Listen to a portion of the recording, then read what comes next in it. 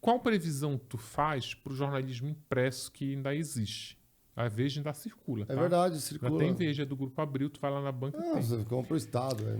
Eu acho que não é... Qual que é a previsão que tu faz? não é- Ele não vai é- acabar, ele vai continuar? É o vai... disco de seguinte, vinil, não né? é aquela disco história, de não vinil é voltou com previsão. tudo. Não é previsão. Não é previsão. É uma profecia.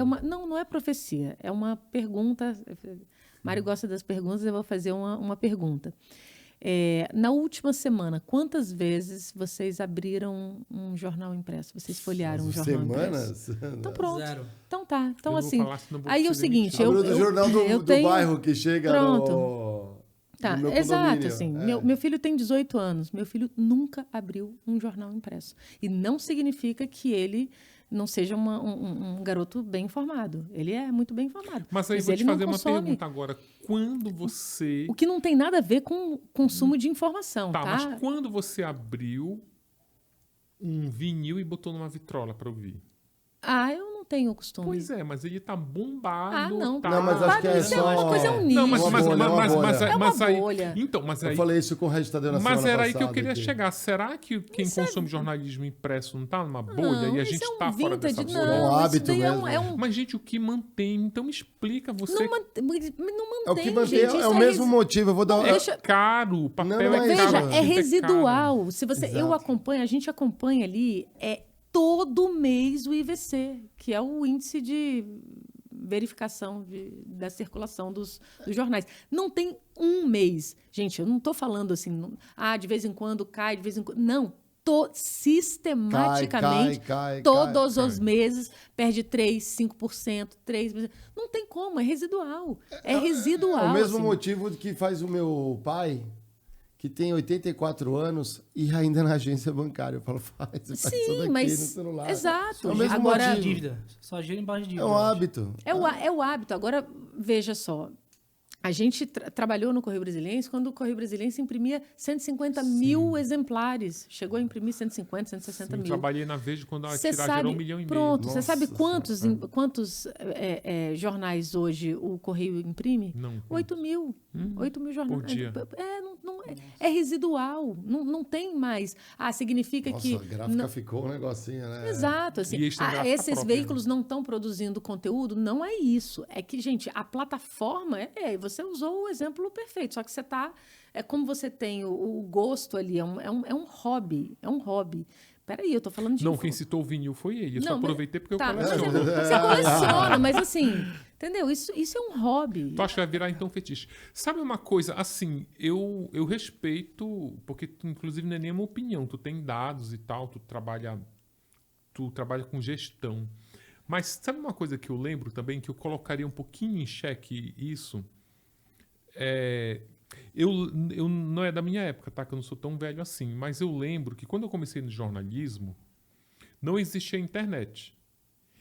E aí, quando a internet surgiu, que ela começou a virar um conteúdo de comunicação, aí começou essas teorias de que ia substituir o jornalismo impresso.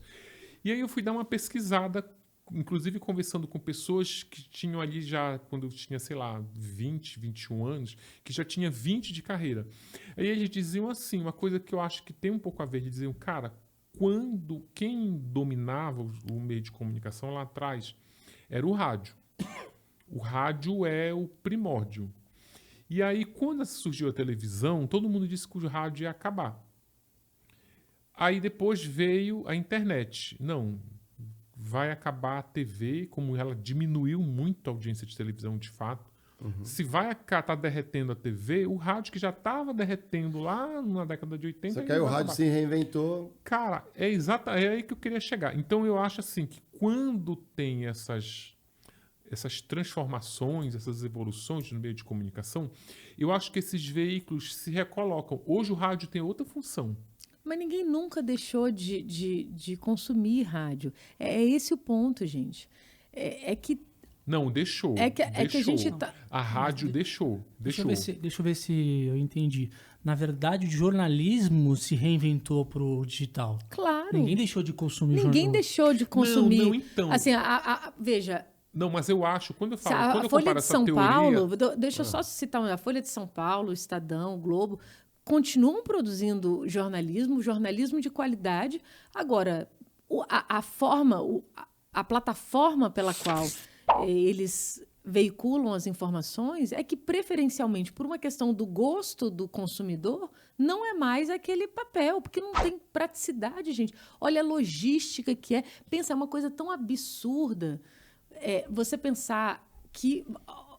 Imagina a logística, você vai lá, imprime jornal caríssimo, imprime papel. Entrega, Aí distribui. você tem que reunir, distribuir isso daí, sair pelos endereços nos outros estados, sendo que você pode Recolher o que sobrou da recolher banca. olha que loucura é essa.